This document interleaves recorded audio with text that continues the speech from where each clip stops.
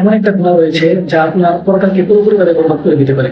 আপনি যতই আমল করেন, এই আমলগুলো সেখানে গিয়ে দেখবেন সব শূন্য হয়ে গিয়েছে। সেটা হলো, আমরা যে আমাদের মা বাবা থেকে যে সম্পদ পাই, এই সম্পত্তির ভাগ আমাদের অপর ভাই বোনদেরকে না দেব। এমন একটি ঘটনা কিছুদিন আগে ঘটেছে যে হাসপাতালে বেডে শুয়ে আছে একটি বোন, তার 3টি ভাই রয়েছে। এই 3 ভাই মিলে তারা এই বোনকে সম্পদ দেয়নি। আজ থেকে 20 বছর আগে এই বোন যখন তার সম্পদ চেয়েছিল ভাইদের কাছে, তখন ভাইয়েরা প্ল্যান করে তারা এই বোনকে সম্পদ দেয়নি। যে কারণে রাগারাগি করে এই বোন তাদের বাড়ি থেকে ফিরে এসেছিল এবং 20 বছর যাবত তাদের সাথে কোনো সম্পর্ক ছিল না।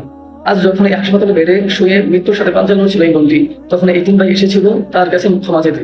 কিন্তু তার বোন উল্টো লিখে দিয়েছে যে আমি তোমাদেরকে কখনোই ক্ষমা করবো না।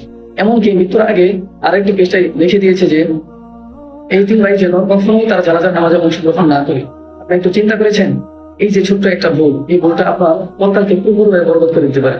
আল্লাহ রাব্বুল আলামিন কুরআনুল কারীমে ইরশাদ করেছেন, লিযযাকারি মিসলু হাযযিল উনসায়াইন, যে একজন ছেলে সন্তান 2জন মেয়ে সন্তানের অর্ধেক সম্পদ পাবে।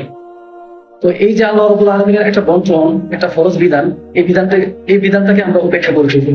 এই একটা বিধানকে উপেক্ষা করার কারণে আপনি যতই আমল করেন, যখন পরকালে যাবেন, হাসরের মাঠ কায়েম হবে, তখন ওই বোনকে এটা স্মরণ করে দিবে যে তুমি তো তোমার ভাইদের কাছে সম্পদ পেতে, যাও আজকে তুমি যে সম্পদ নিয়ে আসো। তখন ওই বোনটি যখন তার ভাইদের কাছে যাবে, সেখানে তো সম্পদ নেই, তো সেখানে কি দিবে? তখন হাসরের মাঠে যত লেনদেন রয়েছে এগুলো হবে নেকির বিনিময়ে। নেকির বিনিময়ে আপনাকে তার ঋণ পরিশোধ করতে হবে।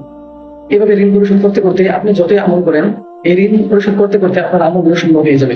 তো আমরা সত্যি এই বিষয়টার প্রতি খুবই খেয়াল রাখবো।